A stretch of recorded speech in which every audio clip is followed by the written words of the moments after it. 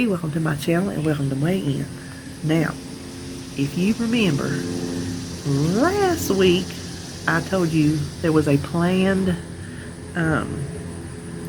it wasn't a party, but me and David, it was a party for my birthday this weekend, because my birthday was actually yesterday and we couldn't do nothing like during the week. So I said there was going to be Krispy Kreme donuts in my weekend, and I'm going to tell you what, there was so many donuts. We had Krispy Kreme, because I got a free dozen and I got some flavored ones. We had Sonny's, because I had a free dinner at Sonny's. And then, because we had all that trouble with the bathroom, we had Bojangles for breakfast, because he wasn't going to stop and cook. And I was just, because of all the mess everywhere, so we had Bojangles. So we had a weekend full of food. Food that was just carbs, comfort food, delicious food, sugar, bread, biscuits, you know, the whole 9 yards. So how did I do? I was nervous. I was going to take it and not sweat it, because your birthday comes once a year. You turn 59 once a year. This is my last year in my teens. I'll be in my 20s next year. So whatever it was, I wasn't going to sweat it, but I really didn't want it to be too much, especially after my doctor visit yesterday, which we'll talk about. I was going to tell you some more about that plumbing too. Oh my gosh. So this hat went out this morning. I weighed in at 332.3, which was a gain of, hold on to your hats, 0.6. I will take it. That puts me to 44.8. Now, the plumbing. So I think I told you, recap quickly if you haven't heard, we were changing faucets in the bathroom. We have 2 sinks, we have 2 faucets. He went to turn the water off in one, the handle broke off in his hand and flooded the bathroom. So we went through a whole rigmarole. We spent $1,000 for an emergency plumber to fix the fittings. He put the faucets in and everything himself, because they were going to charge $2,300 to do the whole 9 yards. Putting the vanity back in, which all you do is push it up to the wall and lay the sink on it. That's all you do. And then plug in the faucets. And we're like, nope. He'll do that, which he does everything he can do. He only pays people to do what he absolutely cannot do, if he doesn't have the tools or the equipment or whatever. And if he don't know how to do it, he will find out how. Believe you me, he will find out how. So the boy coming in and said, well, there's a leak. After they got the water on, tested everything, there's a little bitty leak. And David come in there and told me, he said, I think he caused the leak, because what's coming out of the wall is copper. That part is copper. The rest of it's what they call PEX, up under the house and everything. So coming out of the wall to the cutoff is copper. He said, you don't bang on copper. He said, and I heard him in there banging, trying to get that fitting on. He said, when he came out here and he showed us the part that was leaking, it was bowed up. He said, I know, he's the one that bowed it. Well, to find the leak, he had to cut a hole in the wall. So, honestly, I am busy here.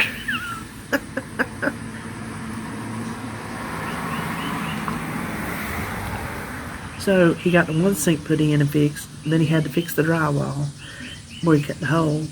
And so then it was the next day, Sunday, till we could get that other sink in.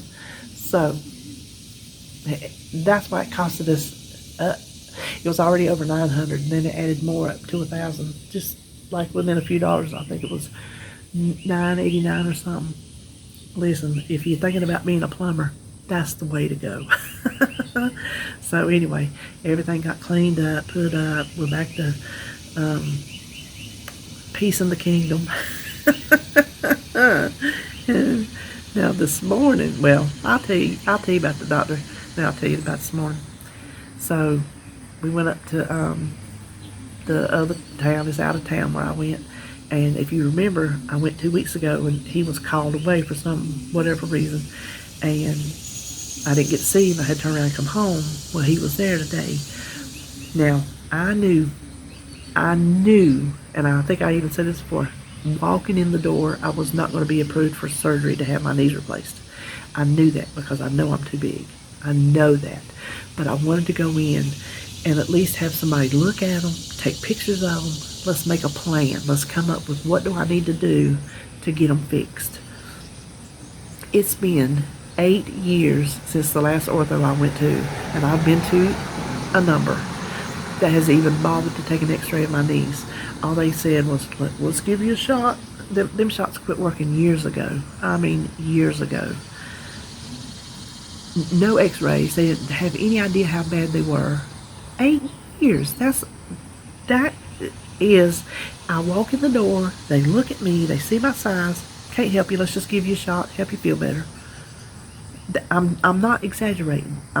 If you have been there, you know there are so many of these doctors that will just blow you off because you're big. They don't want to go any further. And so when Jan, one of my subscribers and friends, she lives in that town, so she's not far from me, recommended him because she went to him. I said, I will gladly travel. It is like an hour and a half. That's no big deal to get to a doctor that actually cares about his patients, and she said that he did. He was very nice, by the way, Jan, very nice. And yes, he did know you. Well, I was telling the nurse just what I told you. I said, I don't expect to get surgery. I know I'm too big. I said, but I want some kind of plan. I want to know, is there something maybe that we can set into place up until I can get them fixed. Well, she said, let's go and get your x-rays. So we got the x-rays, and the doctor came in. He goes, let's just go and look at these x-rays. He pulled them up. He said, okay, right here you go. He said, your knees are, and I'm trying to remember exactly how he phrased it. He said, they're at the end stage of arthritis. So he told me they're done. I said, well, I know I can't get them replaced now because of my size. He said the hospital won't allow him to go over a certain weight. So even if he wanted to, his hands are tied. And he said there's a lot of, he called it soft tissue. That's his nice way of saying fat around the knees, which I have really big legs anyway. I mean, big legs. And the part right above my knee is bigger. Y'all know what that part right above your knee on your big old thunder thighs. That's what I got, them big old thunder thighs. And but he said, I said, well, is there a plan? He said, there is no plan B. That's what he said. He said, there is no plan B. They've got to be replaced. They're bone on bone. The kneecaps are bone on bone. There's nothing left to them. He told me, he said, these x-rays validate you. Do you know, to hear a doctor tell you that it's unheard of. You don't normally hear that when you're a big person and you go in. At least I haven't. That's been my experience. That's why I was willing to travel to see a doctor who cares. And he wants me to, he said, I need you to at least be at a 40 BMI. And I looked on the chart. I'm like at 50 right now. So to get to a 40, I have to get to 255 pounds. That's 75 pounds away. 75 pounds. And then I can get my knees replaced. I tell you, I feel like I'm standing there looking up at the mountain thinking, how in the hell am I going to get over it? Because it seems like as long as it's taken me to lose 45, how much, bird, how much longer is it going to take to lose 75 before I can get it done? Because I told you the other day, I'll tell you, this time next year, I will be in a wheelchair. That's how bad they are. So, Joan told me, y'all know Miss JPP, Joan's Point and Plate. She's the tough love queen. She said, tough love from here on out. Nothing but tough love. She will whoop my arse in shape. You hear me? But the thing about the weekend going off, eating all the sugar, all the things, we did it and we got out of the system. It was planned. Monday morning, we were both right back on track. I even told David, I said, gosh, it feels good out here. We got a breeze coming. Listen, that's its fake out. It's going to be sticky right here in a minute. I told him, I said, I don't even feel like even doing what we did that I'm off track now that I'm I've done it. I want to keep doing it. I said, I'm ready to be back on track. He said, that's me too. He said, I'm just ready to be right back where we're supposed to be. So for 3 weeks, I've done good. Lost weight. I gained my 0.6 this weekend, which I fully intended that was going to happen. I'm just glad it wasn't no more, because then I don't have to backtrack that much more. And then I'm going to be right back on track, which I already am back on track as of Monday. So I look to keep going at low carb. If one more thing flies by my face, I ain't going to lose it. As long as he ain't got no stinger on his hind end, we good.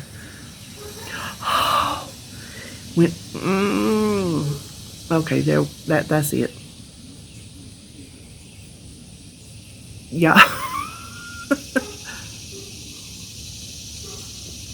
Up in here on Saturday when that sink, both the sinks, both the vanities, the plumbing parts, everything was all up in there in the kitchen. I was over there cleaning where he took the faucets off. I was cleaning around under there where that lime or calcium, whatever, had to go on it. So I was putting that CLR clear on there, cleaning that up. About that time, a wasp flew up. He was in the bathroom. I started hollering, wasp, wasp, wasp. He come up, because he knows how I am. He come up flying over there and get me to fly swat. Okay, now I'm tired of this flyby stuff. He brought me the flapping kind and my electric tennis racket one. Brought me both of them. Didn't see that wasp again. I did not see that wasp till Monday. This is Wednesday. Monday. I was over there. He flew up and landed on my sliding glass doors, and he stood still. And the fly swat was still in the floor. No, it must have been Sunday, because we hadn't put the stuff up yet. Fly swat was still on the floor. I splatted him. So, listen, when you get a wasp in our house, no, I'm not going through that again. We went through that several years back.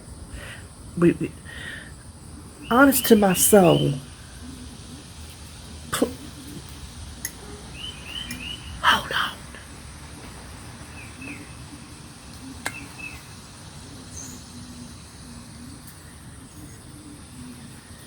You let him come right back by here. Look, squirrel or a lizard one pooped on my pooped on my fly swat. I'm gonna get him. I ain't having it.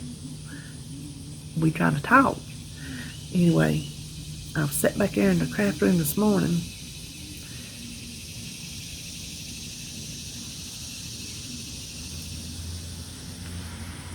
I was sat back there in the craft room this morning, 7:30, and I hear a garbage truck. He has landed on my phone. He is spitting in my... He flat out landed on my phone and stood there and laughed at me. He is on my rail. Hold on, I'm gonna get him. Yeah, buddy, that's a done deal. That fly ain't flying around me no more. So, 7:30 this morning, I'm sitting back there. I finished off my menu, so I was working on one of my journals, putting some birthday cards in it that I got, and I hear a truck. I'm like, garbage truck? Our garbage picks up on Friday. I'm like, what is the garbage truck doing out and about? I blew it off. I'm like, man, they around here picking up, somebody's something. Who knows? Well, the phone rings at 7:30, and for a fact, business hours start at 8. So if your phone rings before that, something's wrong. That's the first thing you think. And especially when your husband works at night as a truck driver, you first think, okay, something happened and he can't get to his phone and somebody else is calling me. That's what you think. So I answered it, and it was the guy with the dumpster. So how many years back we had a giant concrete patio on the back. It was huge, because when he poured it, I said, now I want it big enough for this, this, and this. So he, just like the front porch, he gave me the size I wanted. He gave me the size patio I wanted. Well, he never liked it. He just never liked it. I liked it. And then when we decided we were going to put those sliding glass doors in the kitchen, where we ripped them windows out, I'm going to tell you what, it was at Christmas. And the, where they had to saw the brick down the wall, If you've ever had brickwork done where they cut the side of your house out, every nook and cranny was covered in red brick dust. It was terrible, but I made it through, and I got these beautiful sliding glass doors, but they don't have a deck or steps, and they haven't, and that was 3 years ago, I guess, the year we got the porch, 3 years ago, maybe coming up on 4, I don't know. So we knew we were going to put a deck out there, and he needed to get that patio up, so he went ahead and pulled the patio up. I don't know how long, I can't even remember how long it took him with a bobcat and a jackhammer. He like to killed himself out there, because it was thick. Well, over here, where I'm sitting, on this side is our driveway, and it goes up to the side of the house. There's like I told you the other day, our road is a hill up here beside the house. So the yard comes down, there's a ditch that runs into the storm drain, and then our yard. Well, he just put the patio rubble over here in the ditch, whatever you want to call it, and that's where it has sat. For how many every years? 3 years? I don't know. I'm used to it by now. At first it was an eyesore and it got on my nerves. I'm like, you better get this, you know what, out of here. And then now it's just like, it's just part of the yard. I don't even notice it. I really don't. And he decided he's going to get it on out of here. Well, he ordered him a dumpster. And it was the man bringing the dumpster. When he called, I said, I knew I heard something out there that sounded like a dump truck, garbage truck. So we got the dumpster sitting in the backyard. They bring his bobcat in the morning. I'm going to tell you what, he is going to be happier than a pig in the mud. That man loves, if I was telling Joan this morning, I do believe if he could be a truck driver, he would want to be a heavy machinery operator, especially if it's something he could tear up and destroy. He loves tearing up stuff. Loves it. He loves driving bobcats. We've had them for several projects out here in the yard. When we built the retaining wall, doing stuff in the yard, the patio, all kind of, the driveway. He's had bobcats. I don't know. If he can think of a reason to get a bobcat, he will. So they're going to deliver that in the morning. The man said it looked like we got 2, maybe 3 dumpster loads, which just adds to the bill, but he'll have it out here. He said he's sick and tired of weed eating around it. Listen, the grass has grown up on it much longer. It'll look like part of the hill.